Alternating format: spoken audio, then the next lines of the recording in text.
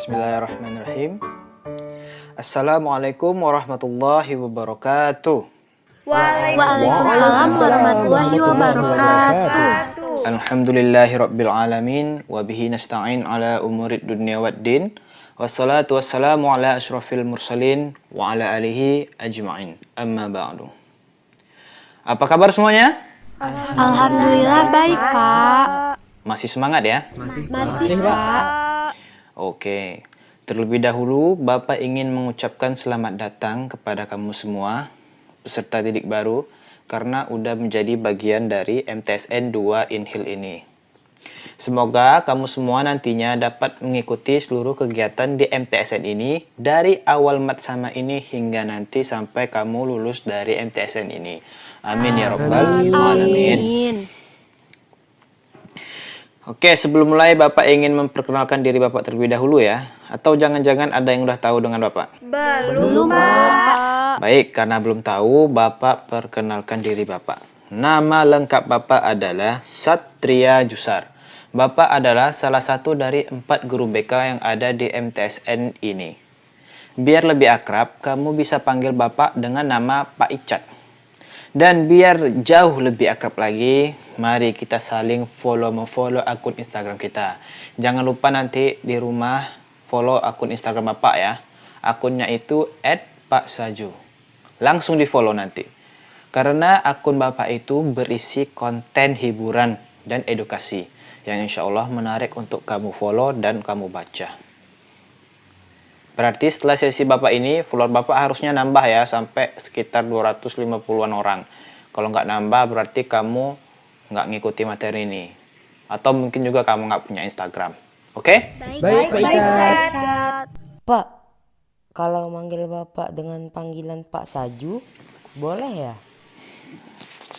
Ya, boleh. Mau dipanggil Pak Salju juga boleh. Oke, tadi sesi perkenalan udah. Sekarang saatnya materi matsamanya ya. Pada kesempatan kali ini, Bapak ingin menyampaikan materi mengenai anti diskriminasi dan kesetaraan. Materi ini penting untuk dapat dipahami ya, karena sangat berguna bagi kita dalam menjalankan aktivitas sehari-hari, baik di rumah, di sekolah kita ini, maupun nanti ketika kamu berada di masyarakat. Apakah anak-anak Bapak semua sudah siap untuk mendengar materi ini? Siap, Pak. Mantap. Indonesia adalah negara yang kaya. Siapa yang tahu kenapa Indonesia disebut negara kaya? Yang bisa jawab dapat top up diamond. Karena Indonesia kaya akan sumber daya alam, Pak. Ya, benar. Tapi selain kaya akan sumber daya alam, Indonesia juga kaya akan keberaneka-ragaman. Atau Indonesia itu terdiri dari masyarakat yang berbeda-beda. Beda agamanya, beda sukunya, beda rasnya, beda status sosialnya, dan banyak bedanya. Tapi walaupun banyak bedanya, masyarakat Indonesia ini tetap menjunjung tinggi nilai kesatuan. Maka dari itu, Indonesia disebut dengan negara Bhinneka Tunggal Ika. Nah, keberagaman ini memiliki dampak positif dan negatif ya. Dampak positifnya adalah perbedaan menjadikan Indonesia itu kaya akan budaya. Jadi kita bisa belajar dari budaya yang berbeda dengan budaya kita. Nah, itu dampak positifnya. Tapi ada dampak negatifnya.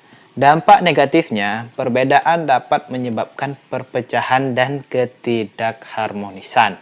Hal ini terjadi karena ada sebagian orang atau sebagian masyarakat merasa dirinya lebih baik dari orang atau dari kelompok tertentu. Karena merasa unggul dan lebih hebat.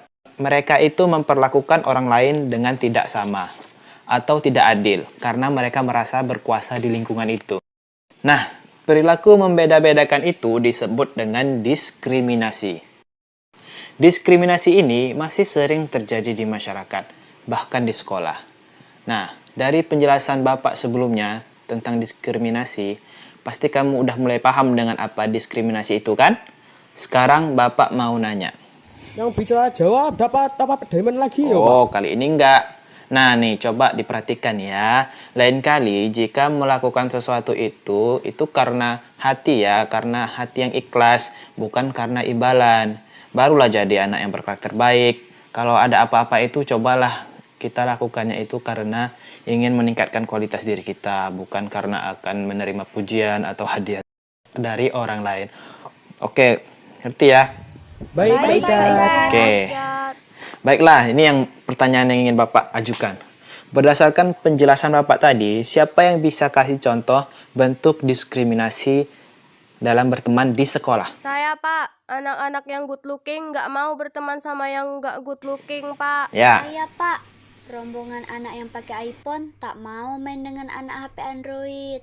oke, ya. Saya Pak, anak FF gak mau main dengan anak PUBG, terus saling ejek.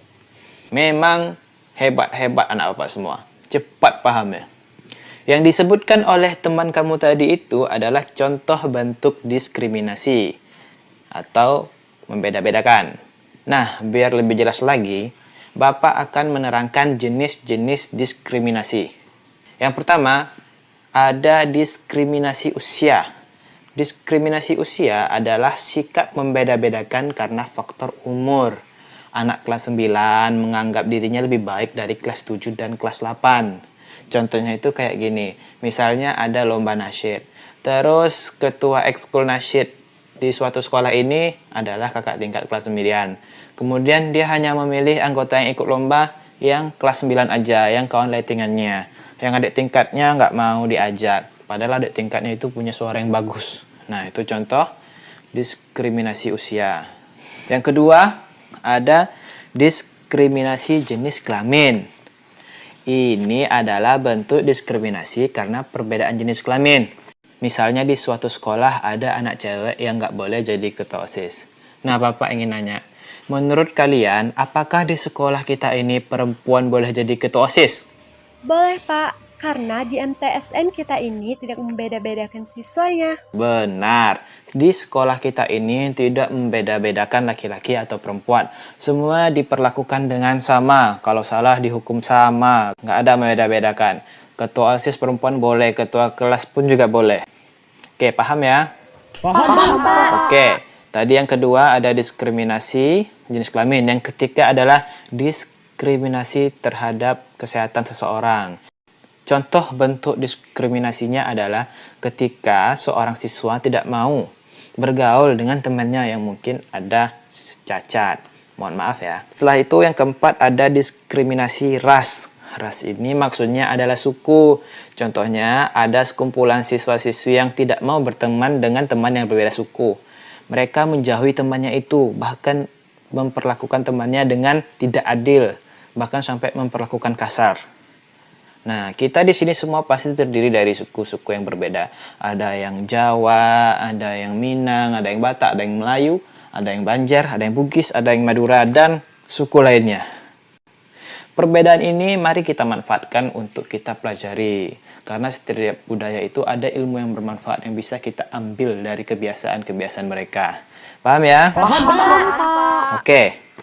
Kemudian setelah diskriminasi ras, ada diskriminasi agama. Contohnya tidak mau menolong atau menyapa teman yang berbeda agama. Pak, emangnya di sekolah kita ada anak yang non-muslim ya Pak? Oh tidak, di sekolah kita memang tidak ada yang non-muslim karena sekolah kita itu madrasah, jadi orang Islam aja. Tapi nanti ketika kamu di luar sekolah, kemungkinan kamu akan bergaul dengan warga atau masyarakat yang non-muslim. Nah, ketika kamu berjumpa dengan mereka, tetaplah berbuat baik kepada mereka. Ketika mereka kesusahan, tolonglah mereka. Yang nggak boleh adalah mengikuti ritual agamanya. Baik, Oke. Nah, selain jenis yang Bapak sebutkan tadi, kita harus menjauhi juga bentuk diskriminasi lainnya. Misalnya kayak diskriminasi orang kaya nggak mau main sama orang miskin, atau yang kelompok-kelompok yang ganteng-ganteng nggak mau main dengan yang kurang ganteng. Dan pokoknya yang diskriminasi yang seperti itu, membeda-bedakan itu, marilah kita jauhi. Paham ya? Paham. Lalu bagaimana cara kita agar terhindar dari sikap diskriminasi itu? Caranya adalah dengan kita menanamkan nilai-nilai anti-diskriminasi dan kesetaraan. Kita tanamkan nilai anti-diskriminasi dan kesetaraan di dalam diri kita. Nah, sikap anti-diskriminasi adalah sikap menentang. Sekali lagi ya, Anti diskriminasi itu adalah sikap menentang adanya perbedaan perilaku terhadap orang lain. Dan kesetaraan adalah memperlakukan orang lain dengan sama, tidak membeda-bedakan, dan berperilaku adil kepada siapapun. Mau agamanya apa, mau sukunya apa, mau status sosialnya apa, mau jenis kelaminnya apa. Adil dan setara. Nah, ada yang sadar tidak? Kalau peraturan di sekolah kita ini, peraturan tentang memakai seragam yang baik itu merupakan salah satu sikap mencerminkan anti diskriminasi. Karena dengan seragam menjadikan kita semua sama. Ya nggak? Sadar nggak? Nah, ketika kita pakai seragam, tidak ada yang kelihatan berbeda. Semua sama. Nah, bagi kamu sebagai generasi penerus bangsa, sangat penting untuk menanamkan nilai anti-diskriminasi dan kesetaraan ini di dalam diri kamu. Tujuannya agar kamu dapat menjadi anak yang nantinya memiliki akhlak yang baik. Kemudian dapat terhindar dari perilaku bullying dan sebagainya. Jika kamu udah menjadi anak yang memiliki akhlak yang baik, maka kamu akan menjadi anak yang disukai oleh teman-temanmu, disukai gurumu, disukai orang tua, dan pastinya disukai oleh Sang Pencipta, yaitu Allah Subhanahu wa Ta'ala. Kalau semuanya udah menyukai kamu, maka otomatis hari-hari kamu insya Allah akan terasa sangat menyenangkan untuk dijalani. Paham ya? Paham. Apa yang paham? Coba kamu yang di ujung. Paham, Pak. Kita sebagai siswa harus menjadi anak yang anti diskriminasi agar hidup nyaman, tentram, damai, dan banyak kawan. Alhamdulillah, memang paham dia. Hebat anak-anak bapak semua. Assalamualaikum warahmatullahi wabarakatuh. Diberitahukan kepada siswa-siswi bahwa sesi bersama kali ini sudah berakhir. Sekarang waktunya istirahat. Terima kasih.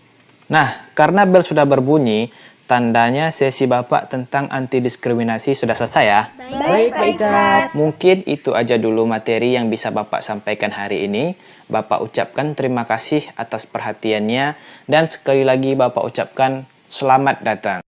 Sampai jumpa di lain waktu. Wabillahi taufik wal hidayah. Assalamualaikum warahmatullahi wabarakatuh. Waalaikumsalam warahmatullahi wabarakatuh.